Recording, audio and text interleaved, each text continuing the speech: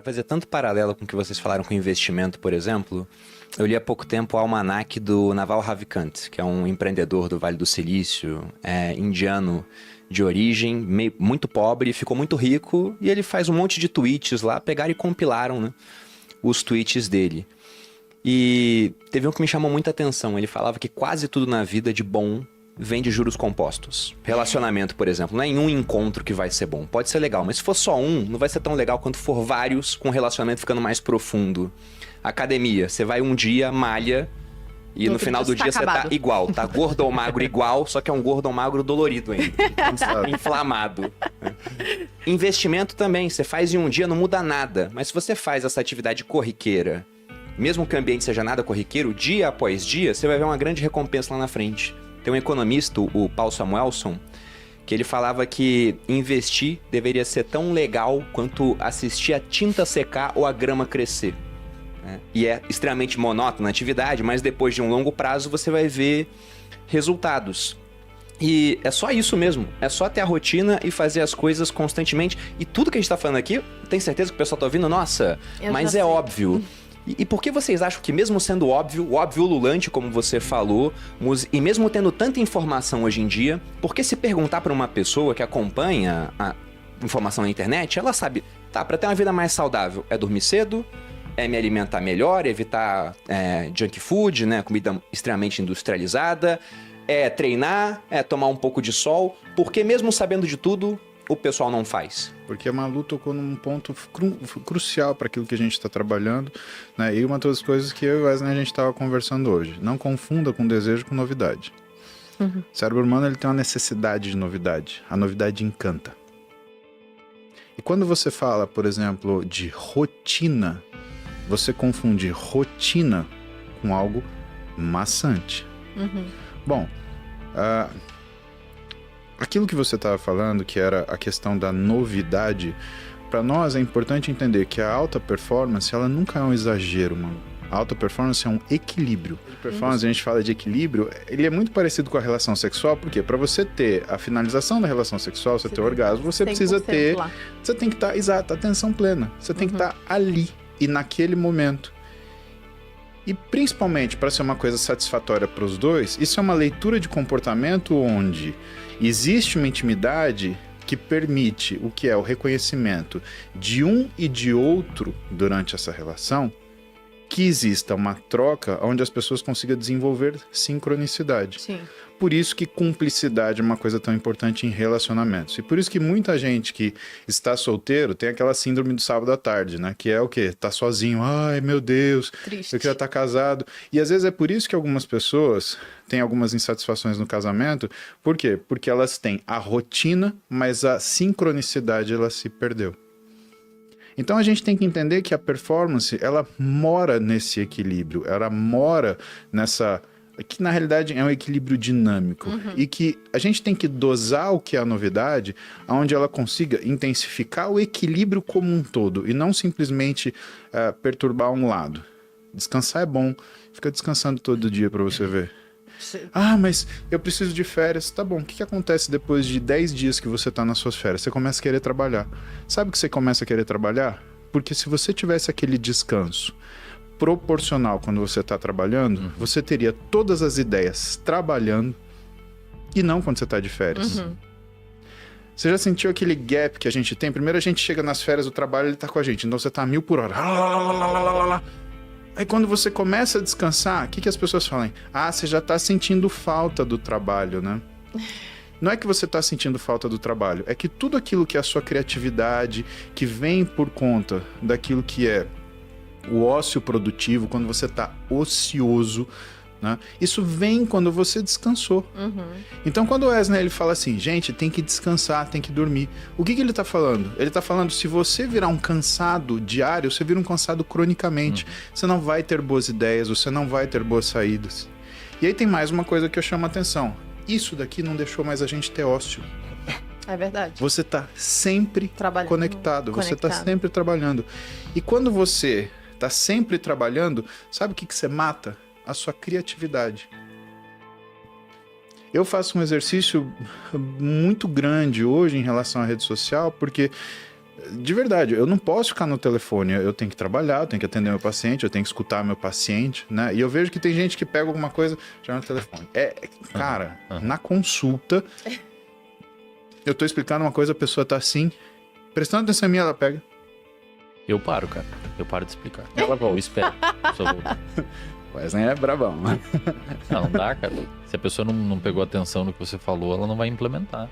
E quando você tá assim, né, significa que muito pouca coisa na sua vida vai dar certo. Por quê? Porque você não vai conseguir colocar aquela atenção para funcionar. Cara, isso é uma coisa tão importante, que quando a gente olha, por exemplo, algumas religiões, né, uma das bases das religiões é concentração. Né? Por que você vê tantas pessoas elas optam pro budismo? Né? E por que na década de 80, 90 foi meio que uma moda as pessoas arrumarem pro budismo? 3 coisas muito básicas, né? Ele é baseado no que é a concentração, na forma da atenção plena, o desenvolvimento da virtude e da sabedoria, que é o pensamento elaborado. Isso não são conceitos religiosos, são coisas que a gente exerce no nosso dia a dia. E que se a gente começar a olhar a religião como um conjunto de comportamentos, você vai começar a perceber que, quando ela fala de comportamentos, ela fala de coisas que são extremamente parecidas. E que a gente, quando também se afastou do que são as religiões, ficou o tempo inteiro conectado, o que as pessoas perderam? As pessoas perderam virtude, capacidade de concentração e sabedoria. As pessoas pararam de ter uma escuta ativa. O que elas começaram a fazer? Escutar para responder. Então, muitas vezes, quando eu estou numa discussão ou numa arguição com uma pessoa, eu paro e falo assim, você quer escutar ou você quer me responder? Porque você está tão ansioso que eu vou deixar você me responder antes. Na hora, você transforma o que é essa escuta numa escuta ativa. Sabedoria, o processo elaborado. E aí, a gente empresta discurso de outras pessoas, como Daniel Kahneman, né, que é o cara que escreveu o Rápido e Devagar, que é sobre o quê? Sobre você tirar o que são as respostas intuitivas ou as respostas reativas e parar e pensar um pouco no que você vai falar. É só isso. É só você fazer isso. E claro, por fim, trabalhar a sua atenção. Você está entendendo o que está acontecendo? E olha que interessante, aonde que sobrou atenção para as pessoas? A gente estava brincando, falando de relação sexual, né? Mas parece que é o único momento que a pessoa ela tem alguma atenção. E aí, o que a gente começa a perceber? E eu comecei a ver alguns pacientes, porque assim, aquilo que eu contei para vocês no podcast passado, né? De 80% a 90% das pessoas que eu atendo no consultório, elas estão lá porque tiveram complicações por conta de dieta, de exercício, de uso de esteroide, de uso, às vezes, de psicotrópico associado a esteroide, associado a exercício. Isso aumentou a taxa de transtorno alimentar, de doenças psíquicas. Tanto que a gente tem 2 psicólogos no consultório. Isso não é brincadeira. A pessoa ela acha que ela vai ganhar uma dieta, ela ganha uma terapia. Porque não tem como, né? Eu preciso de alguém que seja um profissional que faça o acolhimento profissional dessa pessoa para entender o que é essa dor. E 100% dessas pessoas têm queixas sexuais. Mas isso é muito sério. É uma coisa que é instintiva. E às vezes a gente percebe que para algumas pessoas só isso sobrou da vida normal. O resto que a pessoa faz é tudo atrapalhado. E o quanto isso causa na modificação do ambiente dela, o quanto o ambiente dela interfere no ambiente social. E aí você vê questões, por exemplo, são pessoas que têm problemas com vizinhos, têm problemas com colegas de trabalho, têm problemas com a família, não consegue conversar no WhatsApp de família. E tá aquela síndrome de tá todo mundo errado, né? E uma das coisas que a gente acaba voltando, né? Sempre que a gente vai falar de alta performance não é você ir sozinho. Você pode chegar mais rápido, né? Mas para você chegar mais longe, você precisa de um grupo. Se você está tendo dificuldade de se socializar, o seu íntimo, a sua natureza humana, ela está comprometida. Porque o homem é um ser social, né? Mark Twain, nenhum homem é uma ilha.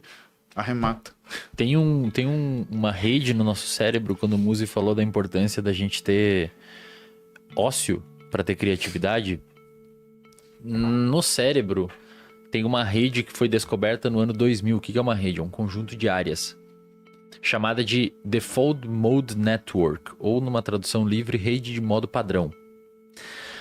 Os adventos da neuroimagem, e isso explica o porquê que o ócio realmente é criativo. O advento da neuroimagem, estudar o cérebro de uma pessoa viva e olhar o que está acontecendo dentro do cérebro dela ao vivo, assim, enquanto você submete ela a algum tipo de tarefa, surgiu na década de 80, 90. Os pesquisadores sempre queriam olhar, tipo, vamos dar um estímulo visual. Então vou pedir pro Bruno, pra Malu seguir aquele ponto na parede e vou ver o que acende e desliga no cérebro dele. Viram lá que o córtex occipital, que é a área envolvida com visão, acendia, porque sua visão tá... E assim eles foram fazendo, quando você mexe, quando você tenta raciocinar, faz uma conta. E eles mapearam todo o cérebro vendo o que acontece quando você faz cada coisa. Mas ninguém nunca conseguiu ver aonde fica a criatividade. E eles descobriram no ano 2000 porque um pesquisador se perguntou: e quando o cara não tá fazendo nada? O que acontece do cérebro dele? O que vai acender? O que é? Exato. E eles descobriram que quando você não está engajado, o que é engajado? Você está olhando, tá lendo, Produzindo. tá abrindo aqui, você tá fazendo alguma coisa fora de você. Você está engajado em algo, respondendo WhatsApp, vendo um corte, vendo um podcast, lendo um livro. Quando você não está, eles chamam de... É uma viagem, você tá, tipo, viajando assim, cara. Você não tá pensando em nada, seu cérebro tá voando. Primeiro, a gente passa muito tempo no dia fazendo isso. Às vezes a gente passa rolando feed, mas você não tá engajado. Embora você esteja ali fazendo aquele comportamento, você não tá engajado nele. Ouvindo música, às vezes você não presta atenção na música que você tá ouvindo, às vezes até na academia você tá fazendo, mas não tá prestando atenção. Automatizou. Eu pensei quando eu tô dirigindo, basicamente é isso. Eu tô no automático. Exato. Eles descobriram que quando você está assim, o seu cérebro liga toda uma outra região, que são essa rede de modo padrão. Foi um artigo publicado na PNAS, tem 13, 14 mil citações, para quem não sabe... É como se fosse um corte que viralizou esse artigo. Tem muito lido, muito citado. Viralizou no mundo da ciência, assim.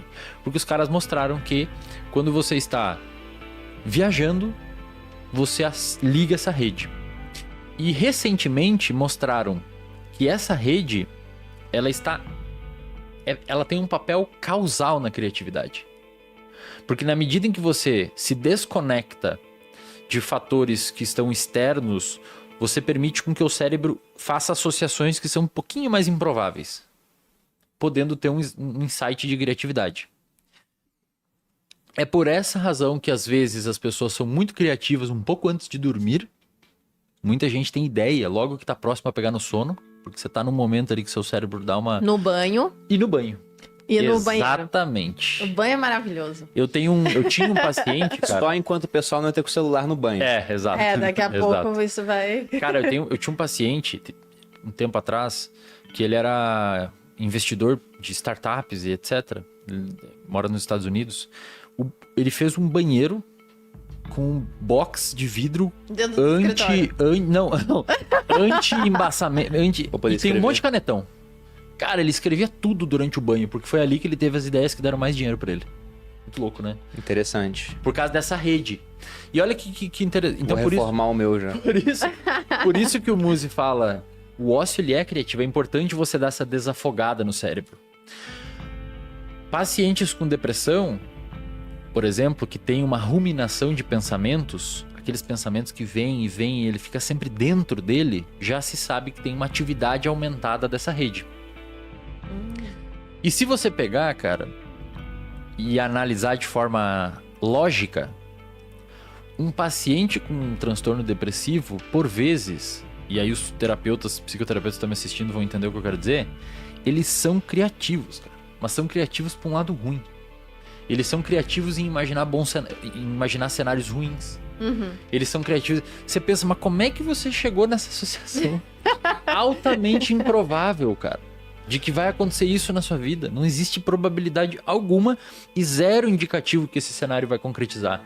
Só que pelo fato dele viver muito dentro e essa rede de modo padrão tá proporcionalmente mais ativa, ele tem um substrato maior para construir cenários na cabeça dele que são cenários catastróficos, ruins e que, por sua vez, vão interferir no que é a emocionalidade dele e o humor dele. E tem um tratamento chamado de Behavior Activation, ou ativação comportamental, padrão ouro para tratar a depressão, que consiste basicamente no quê? Você tirar o paciente de dentro da cabeça dele e colocar ele fazer coisas. Então lava a louça, abre a janela, passeia com o gato, passeia com o cachorro. Também é ócio criativo, porque não dá. Não, mas o paciente, a ideia é você tirar ele de dentro. Pra ele parar de ficar raciocinando negativamente. Exato. Ele tem que engajar em alguma coisa, ele tem que se preocupar em não quebrar essa xícara, ele tem que se preocupar arrumar um cubo mágico, sei lá. Ele tem que fazer alguma coisa. E já se demonstrou que quando você aplica isso no paciente, a rede